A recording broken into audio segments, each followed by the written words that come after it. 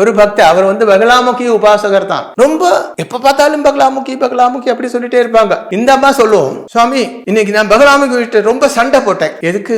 என்னோட பொண்ணு மார்க் கம்மியா வாங்கிட்டு வந்துரும். நான் நேற்றுக்கே சொன்னேன், பகலாமுகி இன்னைக்கு என்னோட பொண்ணு நல்ல மார்க் வாங்குறேன்னா இனிமே உனக்கு விளக்கே வைக்க மாட்டேன், உனக்கு பூவே போட மாட்டேன், உனக்கு நிவேத்தியமே பண்ண மாட்டேன். இது பைத்தியக்காரன் திறந்தா, இது பக்தி அல்லே, மெண்டலு தான். நம்மளோட சேவக்கார் வேலைக்கார் அல்ல தெய்வங்கள். எல்லா அனுகிரகங்களும் நமக்கு தரக்கூடியது தெய்வங்கள் தான். குழந்தைக்கு எப்ப பால் கொடுக்கணும் என்று அம்மாவுக்கு தெரியும். குழந்தை அழுகவில்லை என்றாலும் அந்த நேரத்தில் குழந்தைக்கு பால் கொடுக்கும். அதாவது வேற ஒரு விதத்திலே சொல்றேன், பசுமாடு இல்லையா, பசுமாடு இந்த கண்ணுக்குட்டி ஓடி போய் பால் குடிக்கும். சில நேரத்துல கண்ணுக்குட்டி எங்கேயாவது மேய்ஞ்சிட்டு இருக்கும். சில நேரத்துல இந்த பசுமாடு அப்படி கூப்பிடுவாங்க.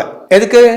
அப்ப அந்த குட்டி ஓடி வரும், போய் பால் குடிக்கும். அதாவது தன்னுடைய பால் சுரத்தப்பட்டது இதுக்கு தெரியும், மாட்டுக்கு தெரியும். அதே மாதிரி தெய்வங்களுக்கு தெரியும் நமக்கு என்ன வேண்டும், அது தெய்வங்களுக்கு தெரியும்.